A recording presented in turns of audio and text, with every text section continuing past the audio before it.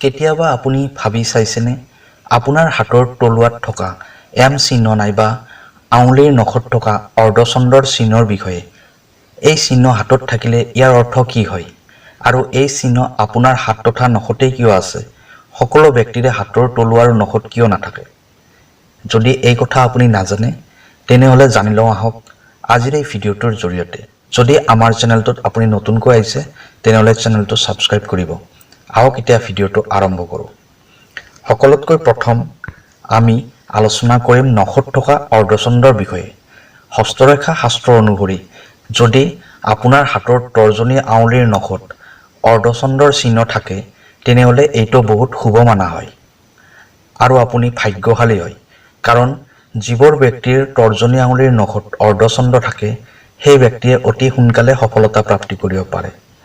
মধ্যমা আঙুলিৰ নখত অৰ্ধচন্দ্ৰ থাকিলে মধ্যমা আঙুলিক শনিদেৱৰ আঙুলি বুলিও কোৱা হয়, কাৰণ এইটো আঙুলি বাকীকেইটা আঙুলিতকৈ দীঘল হয়।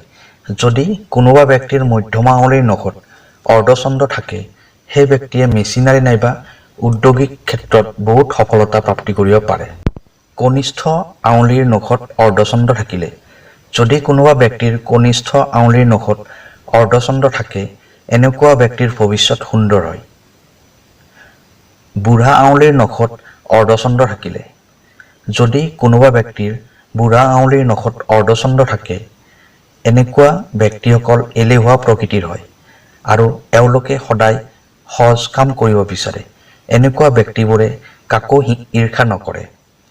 এতিয়া জানি লওঁ আহক হাতৰ তলুৱাত থকা এম চিহ্নৰ ৰহস্যৰ বিষয়ে।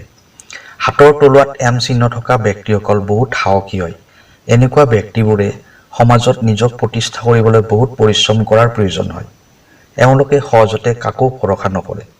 এই ব্যক্তিবোৰ আত্মনিৰ্ভৰশীল হয়, নিজৰ ৰাস্তা নিজেই বনাই লয় এওঁলোকে।